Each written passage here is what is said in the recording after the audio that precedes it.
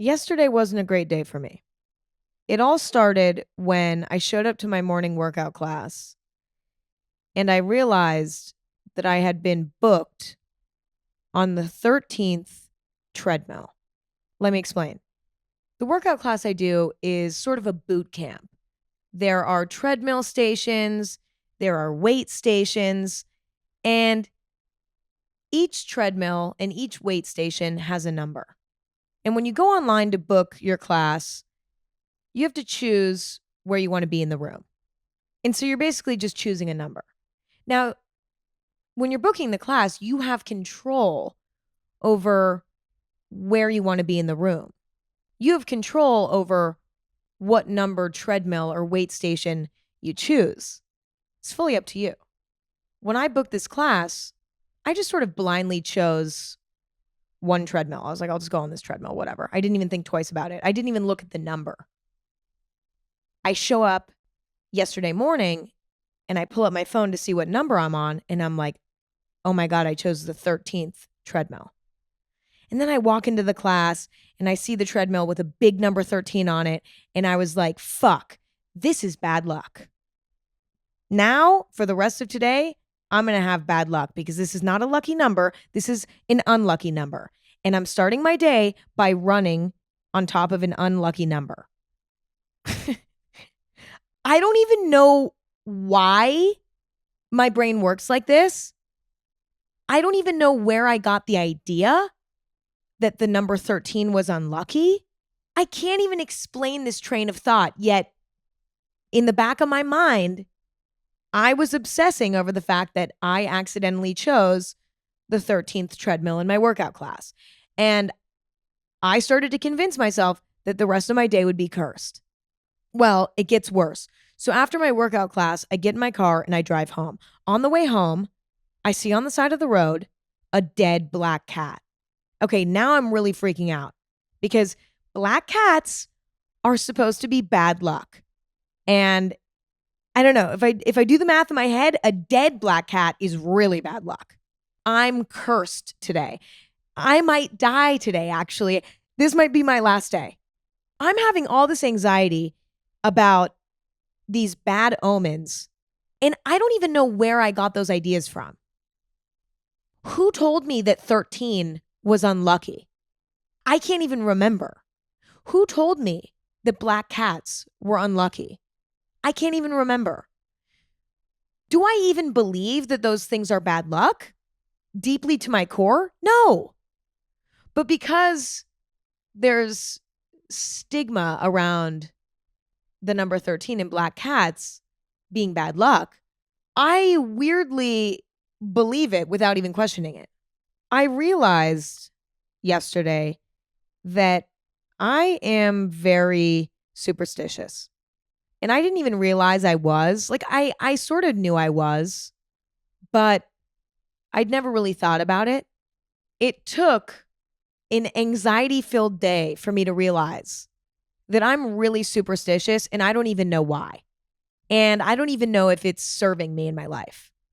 Spoiler alert, I actually don't think it is serving me in my life. I think it's actually very unhealthy for me. Before we continue, let's define what superstitions are. A superstition is a widely held but unjustified belief in supernatural causation leading to certain consequences of an action or event, or a practice based on such a belief. Basically, superstitions are items or rituals that can cause an event without being rationally tied to it. Like, for example, finding a four-leaf clover, which is an object that's considered to be good luck, and then a week later getting your dream job. It's like, you probably just worked hard for your dream job. That four-leaf clover was a coincidence. Like, it's irrational to say that finding the four-leaf clover got you your dream job. It's rational to say, I worked really hard, I networked really hard, I met the right people, I got in the right rooms, and I got my dream job. It's connecting something that's completely unrelated to something else. that happened in reality, you know? I am definitely superstitious. It is undeniable. I'm superstitious in mainstream ways, clearly shown by me feeling like it was unlucky to be on the 13th treadmill at my workout class and me thinking it was unlucky to pass by a black cat dead on the side of the road. Those are very popular superstitions, but I'm also superstitious on a more personal level. Like, I believe certain objects are good luck. I believe in angel numbers to an extent, whether I want to admit it or not. Like, when I see the same number on the clock every day, I believe that the universe is protecting me or something. And that's proof. You know, angels or something are trying to speak to me through reoccurring numbers on the clock or on a receipt or whatever. When I was an athlete in high school, I always had pre-competition rituals. I'm definitely superstitious. And at times it's a gift. You know, when I'm going through a challenging time and I see something that I consider to be a good omen, like I see my lucky number, I see a shooting star, a ladybug lands on my hand, I see a rainbow, I feel like I'm on the right track. I feel like things are going to be okay. I feel like the universe is on my side, and it can be incredibly comforting during challenging times. But being superstitious can also be a curse. No pun intended. If I see something that I consider to be bad luck, it can either ruin a totally good day or make a bad day worse. For example, I see a number that I think is unlucky. I jinx something and am not able to knock on wood 3 times with the left hand. Where did I even learn that? Knock on wood 3 times with the left hand to undo a jinx. Like, where did I even learn that? It's ridiculous. I see a dead animal. I accidentally walk under a ladder. I accidentally break a mirror and look at myself in the mirror. By the way, some of those things have never even happened, but it's unfortunate because something that is completely mundane can ruin a decent day or make a bad day worse just because I believe it's bad luck. It can cause anxiety for me. It can cause me to spiral for no reason. It's terrible. And what's so interesting is that it clearly impacts me emotionally, right? I clearly live by superstitions in a way that is not insignificant. I take my superstitions to heart, and yet I've never taken a step back and analyzed the legitimacy of them. But what's funny to me is I don't have to think about it very long to realize, oh, wait, this is stupid. Like, what am I doing? I think what's the most dangerous part of superstitions is that it's mainly subconscious. A lot of us gather superstitions in our minds over the course of our lives, and they live in the back of our minds without us even really realizing that they're there. Like, if somebody had asked me a month ago if I was superstitious, I'd be like, I don't know, not really. Because a lot of it was happening subconsciously. This is something I probably should talk to with a therapist, right? Right? Because this could be something deeper. But a lot of people I know are superstitious, which is why I feel less vulnerable coming on here and talking about it. I have friends that knock on wood to not jinx something. I have friends who throw salt over their shoulder for good luck. I have friends who have good luck charms that they carry around with them everywhere. I have friends who will not walk under a ladder because it's considered bad luck. I have friends who have not adopted a black cat because black cats are bad luck. Majority of office buildings don't have a 13th floor. Majority of hotels don't have a 13th floor because it's considered bad luck. I didn't even realize this until I read about it on Instagram or something, that most buildings don't have a 13th floor. And I was like, that can't be true. And then I started paying attention, and I have not seen a building with a 13th floor since. I am not kidding. Part of me wonders if there's something wrong with me for the way I so illogically take superstitions seriously. But at the same time, I know I'm not the only one. I see it out there in the world with my friends and with office buildings and hotels who skip the 13th floor. It's not just me, right? I became curious why humans are superstitious. And so I obviously Googled it.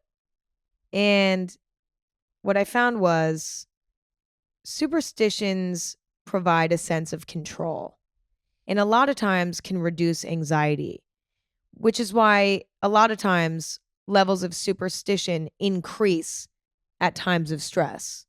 A good example of that would be me yesterday. If I was having a great day, I probably wouldn't have even noticed that I had ended up on the 13th treadmill. I probably wouldn't have even noticed the black cat dead on the side of the road. It's almost like because I was in a state of stress yesterday, just naturally, just as a result of my current circumstance in life, I was almost looking for an explanation for my stress, for my bad fortune, in a way. And in a weird way, maybe my brain was trying to search for bad omens to explain my bad fortune or stress, to try to relieve anxiety. Life is just simply unfair, right? Bad shit happens to us. Challenging things happen to us for no reason sometimes. And I think that makes us uncomfortable as humans. We love an explanation. We love a reason. But sometimes there is no reason. Bad shit, challenging shit just happens. In a weird way, I think associating unfortunate moments in life with bad omens, things that are bad luck, help us piece together a story that can weirdly relieve our anxiety in our minds. Now, that's in terms of bad luck. When it comes to good luck, I think it's very similar. You know, a lot of times we feel like we can't control whether or not good things happen to us. And by clinging on to good luck charms or participating in rituals that bring good luck, we feel like we're able to control whether or not good things happen to us. Again, it gives us control over our lives. Ultimately, superstitions are all about control, which is something that we as humans really like. And interestingly enough, I really like. I'm a control freak. This is not new. I am a very, very, very deeply, deeply anxious person because I have a really hard time with the fact that there's a lot that I can't control. It makes a lot of sense that I'm particularly superstitious. Another reason why humans are superstitious is because it can be easy to convince yourself that your superstition is actually real, rooted in reality. I'll give you an example. Let's say you're going in to write an essay at school and you decide to bring your lucky penny that your grandma gave you when you were a kid. You go into school, you write your essay, you turn it in, you look down at your lucky penny and you're like, I hope you did something. A week later, you get your grade back and you got an A+. You doubted yourself. You thought you were going to get an F. You thought you were going to fail this essay. You thought you were going to get a terrible, terrible grade. You convinced yourself that the reason why you got that A+ was because you had that lucky penny in your pocket. Another example would be, let's say you believe that walking under a ladder is bad luck. That's a very common superstition. Walking under a ladder, bad luck. Let's say you walk under a ladder on accident.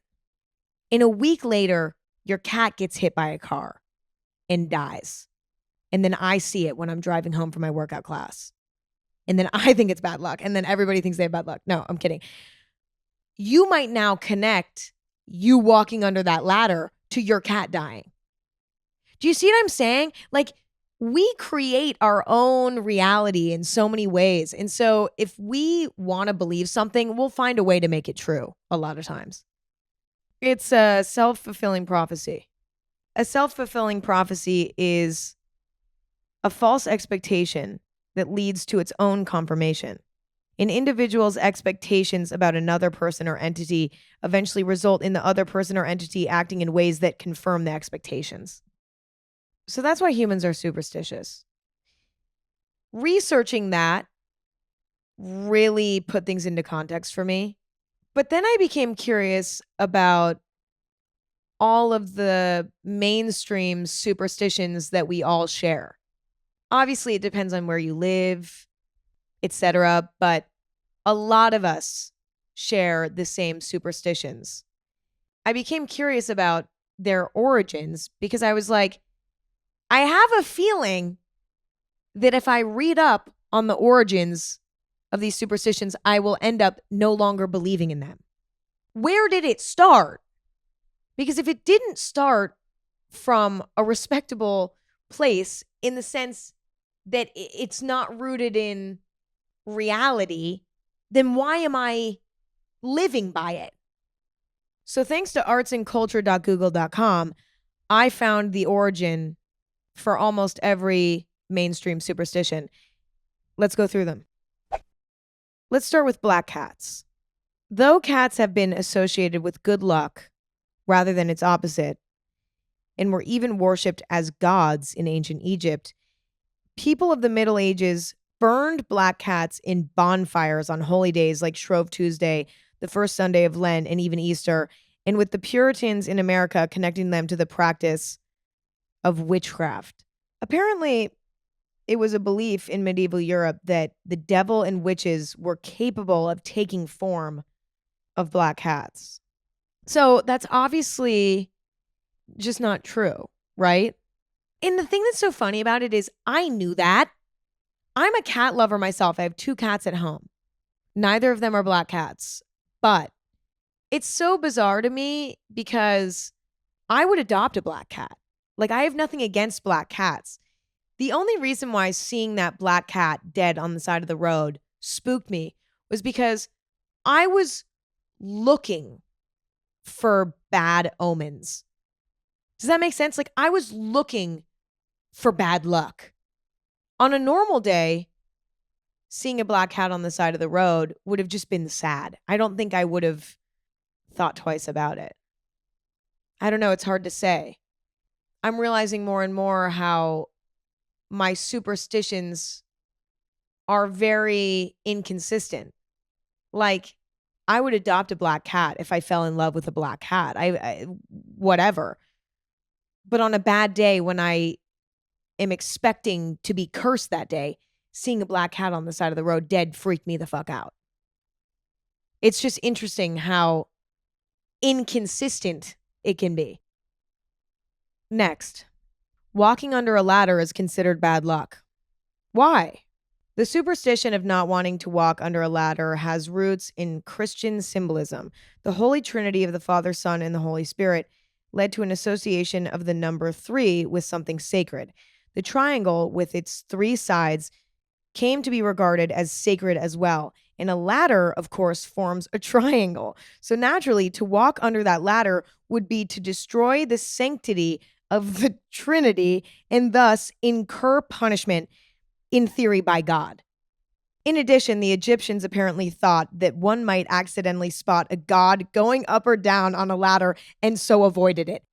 So I'm not trying to destroy the Holy Trinity. That is not what I'm trying to do. But I think it's a lot to ask that we never obstruct any sort of triangle. Actually, let me be honest here. I'm probably not going to start just walking under ladders when I see them on the street or there's one propped up in my house, simply because it feels like a danger hazard. Like, that should be the reason why we don't walk under ladders, because it's actually kind of dangerous. Don't do that. But I don't think it's bad luck. That really disproved that one for me. I'm good now on that. Next, throwing salt over your shoulder is good luck. This superstition involves the idea of warding off evil. In this case, the devil himself. In Leonardo da Vinci's The Last Supper, Jesus' betrayer Judas is portrayed as having accidentally spilled salt. Since Judas was associated with doing something bad, the argument goes that so was salt. And throwing it over your shoulder would blind the devil waiting there. I will say, I think good luck rituals are harmless to an extent because they are associated with positive emotion. But still, I'm not so sure I need to be throwing salt over my shoulder. Maybe I should just throw it into the sink. If I'm cooking and I have extra salt in my hand, my God, I'll just throw it in the sink. I'll just throw it in the trash can. It's fine. Next, the broken mirror. It was the ancient Romans who contributed the notion that a broken mirror would bring 7 years of bad luck, since it was believed that only poor health would cause a mirror to crack. And the number 7 was seen by the Romans as the number of years required to complete a full life cycle of sickness and renewal. Those same Romans felt you could prevent that horrible outcome by gathering the broken pieces of the mirror and burying them by moonlight. You know what I will say is comforting about all of these origin stories? It just proves that we're all a little weird, right? The fact that these superstitions gave humans stability and reason back in the day, despite them being completely ridiculous, despite them all being intense reaches, it's just kind of comforting in a way, because I think that all of us look for explanations when we're going through hard times. I think we're all looking for hope during hard times. And sometimes there is no explanation, and sometimes there is no hope. And so our imaginations will create that for us. And I know when I'm looking for an explanation or looking for a reason or looking for hope, I can sometimes grasp at straws and feel like I'm losing my mind. You know, an example of that would be me seeing my angel number on the clock every day. Could there be something to that? I don't know for sure. I would be a know-it-all to say that it for sure doesn't mean something, but I don't know for sure, right? I can sometimes feel like I'm losing my mind when I feel my brain making connections in ways that are irrational and illogical. But it's very clear to me that this is the human condition. We all do this. And we've been doing this for a very long time. Next, Friday the 13th is considered bad luck. And the number 13 in general is considered bad luck. Why is that? Well, like the number 7 for the Romans, magical significance has been attached to the number 13, but this time it's rather unlucky. The number 12 has frequently been seen as positive. 12 months of the year and 12 signs of the zodiac, for example, or 12 days of Christmas and 12 tribes of Israel, naturally making its nearest neighboring number to the north negative.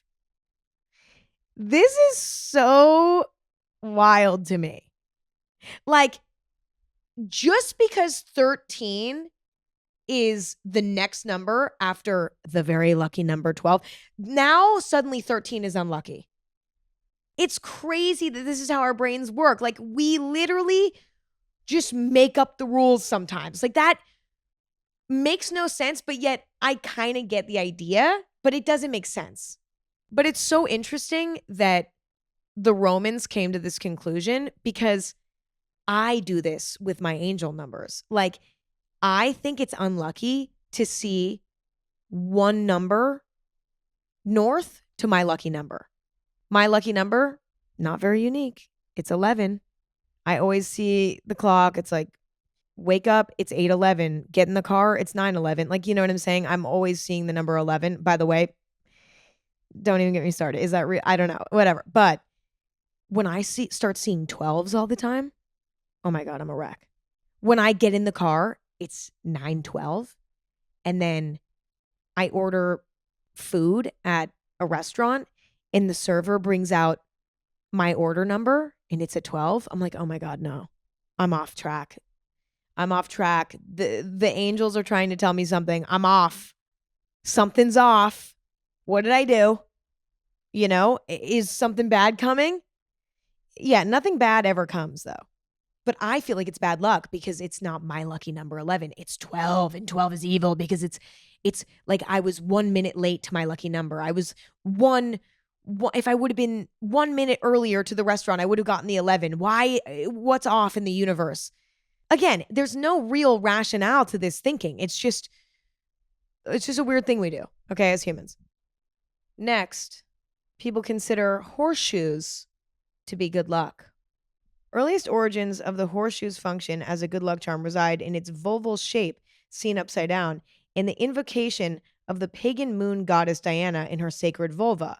Okay, so basically, a horseshoe reminded people of a vagina. Again, what a reach. I'm so sorry. I've never looked at a horseshoe and been like, wow, now that looks like my vagina. In addition, iron was thought by early Europeans as something capable of warding off evil spirits. And horseshoes frequently featured 7 nail holes, which was considered to be a lucky number. Again, this is all just like, it's so wild to me because it's like, all of this is just made up. Like, the reason why 7 holes are lucky in a horseshoe is because we decided that 7 was a lucky number.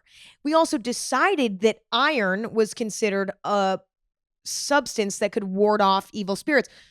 We came to that conclusion on no basis. It's like, it's all building onto each other into this big lie. Okay. 4-leaf clovers are considered lucky only because they're rare. Okay, do you know what? This is the first one that's made sense to me. Like, finding a 4-leaf clover is rare, so if you find it, you're lucky because you found it. Is it going to bring you good luck? Probably not, but it is in itself lucky that you found it. And it's kind of cool.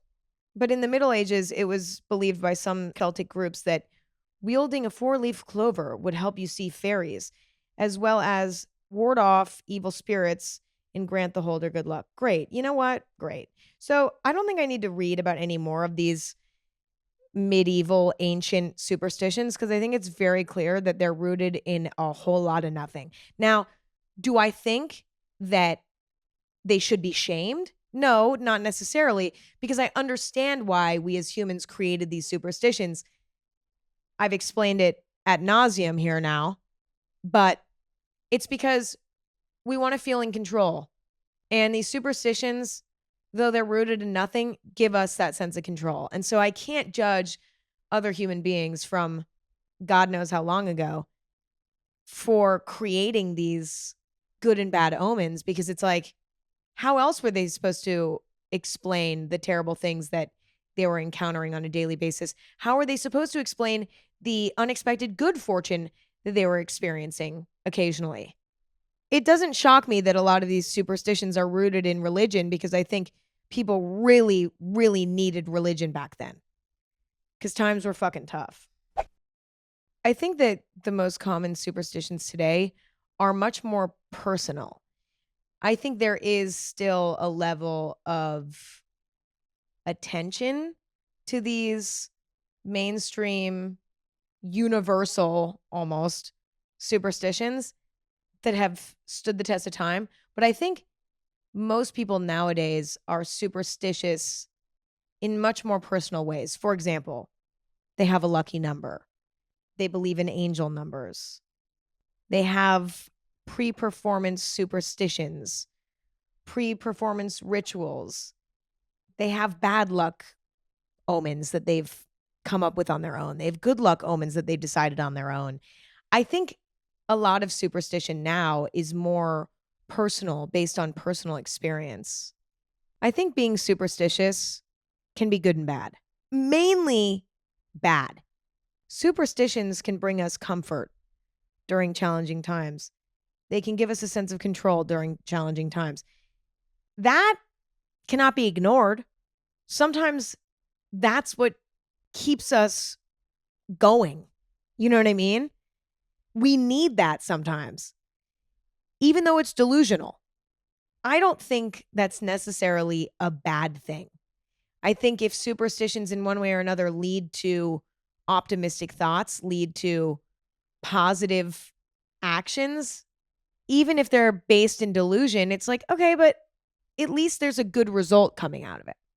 I think in general, being superstitious is harmful to one's mental health. And I'm realizing this about the world as I'm realizing this about myself. I think they cause a lot of anxiety. I think that they cause more anxiety than they do positive thoughts for the most part.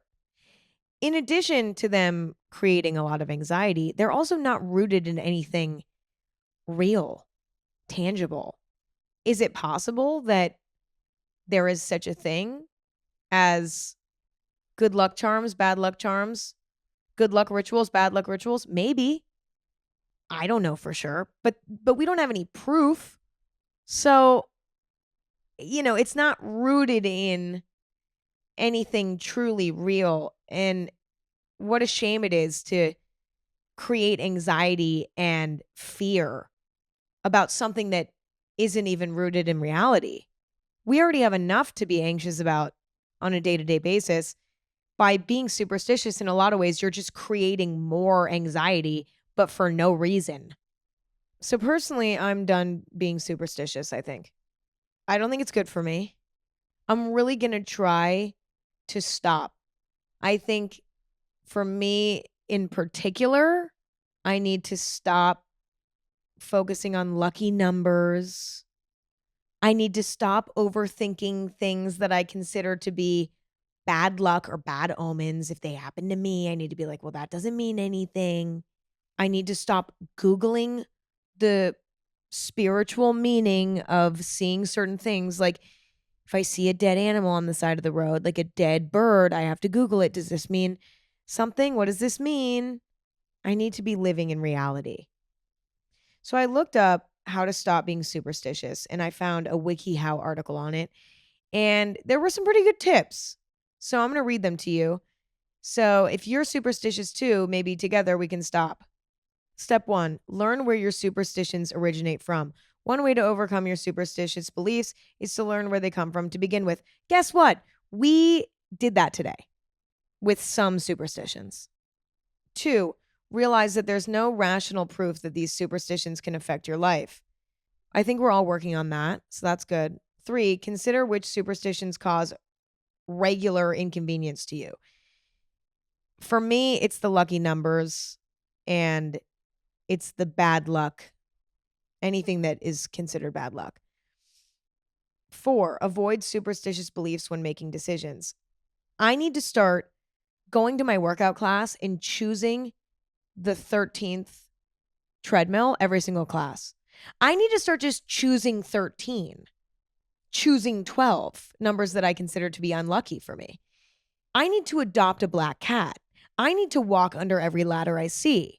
I just need to start proving to myself that all of these things that I consider to be bad luck don't really matter. I need to look at the clock at 11:11 and say to myself, that means fucking nothing, idiot. Everybody looks at their clock and sees 11:11 and says, make a wish, because it's like it's widely known to be lucky. Trillions of people see 11:11 on the clock every day and think, well, that's lucky. I'm no different. I'm not special. That number doesn't mean shit. When I get in the car in the morning and it's 9:11 a.m., I need to say to myself, guess what that means? Fucking nothing. When I wake up in the morning and it's 7:11 a.m., I need to look at the clock and say to myself, guess what that means? Fucking nothing. Oops, that means nothing. Number 5, realize that you have the power to make your own luck. This is so true. Honestly, if you want something good to happen, There's a lot you can do to make that good thing happen. We can't guarantee anything in life, but you're better off taking steps in the right direction than you are just sitting there with your lucky charm in your pocket, you know? Next, learn to ignore the urge to act on a superstitious belief. Next, know that a superstition only works because you believe in its inherent charm and power. Yeah. As I mentioned earlier, it's like I'm giving these things power that they don't deserve. I should be giving the power to me, bitch. Guess who's in the driver's seat? Mama over here. Okay? The clock telling me that it's 8:11 p.m. has no control over me. Seeing the number 12 on the clock instead of 11, oops, don't care. Because that doesn't mean anything. All that means is that it's 12:12 p.m. or it's 9:12 p.m. That's all it means. And guess what? When I see it's 10:11 p.m., guess what that means? Also nothing. It's just the time on the clock. And last but not least, seek help if your superstitious beliefs are an indication of OCD, obsessive compulsive disorder. So yeah, that's how I'm going to conclude this episode, is that I actually genuinely do think I might need to go to a psychiatrist about this, because I'm not somebody who self-diagnoses, so I'm not going to say anything else, but sometimes I feel like there's something happening in my brain that's undiagnosed, and I don't know what it is. And again, whatever it is, it's fine, but there's definitely something. I just don't know what it is. And part of me doesn't want to know. How fun is it to not know? But I've had people my whole life be like, yeah, you have OCD, or yeah, you have ADHD, or yeah, you have ADD, or whatever. People have been trying to diagnose me my whole life with various different things. I don't know what the truth is. And maybe I'll check it out someday, but I don't know. In the meantime, I think it's important for all of us to remember that these things are normal. To be superstitious, it's normal. Making irrational connections in your brain to try to make something make sense is normal. People have been doing it for thousands of years, and there's a reason for that. It's just who we are as humans. I think it's normal. But I might see a psychiatrist just to make sure. Just to make sure, okay? I'm sorry, just to check for all of us. Anyway, that's all I have for today. No. Oh my God. Stop this right now. I just fucking looked at my recorder to see how long I've been recording. 1 hour and 11 minutes. Okay, wait. Now I'm like wondering, is that the universe being like, this episode was fucking fire? This episode was so good, Emma? Was that the universe and my angels being like, Emma, you are on the right track, babe. This episode was so good and you're slaying despite all odds, despite what's going on in your life. You're slaying, babe. Just when I thought I was not superstitious anymore, that just threw me for a loop. See, now I'm like, hold on. Who's being silly with me up there in the heavens? Who's being silly with me? Because it's working and I love this game. Okay, I'm fucking done. I'm done. I can't do this anymore. Thank you all so much for listening and hanging out. You stick around even when things get a little wild, and I appreciate that more than anything. I love the time that we spend together. It's always so much fun. And I hope you enjoy it as well. And if you do, you can tune in Thursdays and Sundays, anywhere that you stream podcasts. To watch video, head to Spotify. To watch me talk, you can follow Anything Goes on Instagram at Anything Goes. You can follow me on Instagram at Emma Chamberlain. You can check out my coffee company, Chamberlain Coffee. We have coffee. We have tea. We have accessories. We're in grocery stores. You can order online or check the store locator online and see if we're at a grocery store near you. Thank you again for listening. I can't wait to talk to you soon. And I just love you. Bye.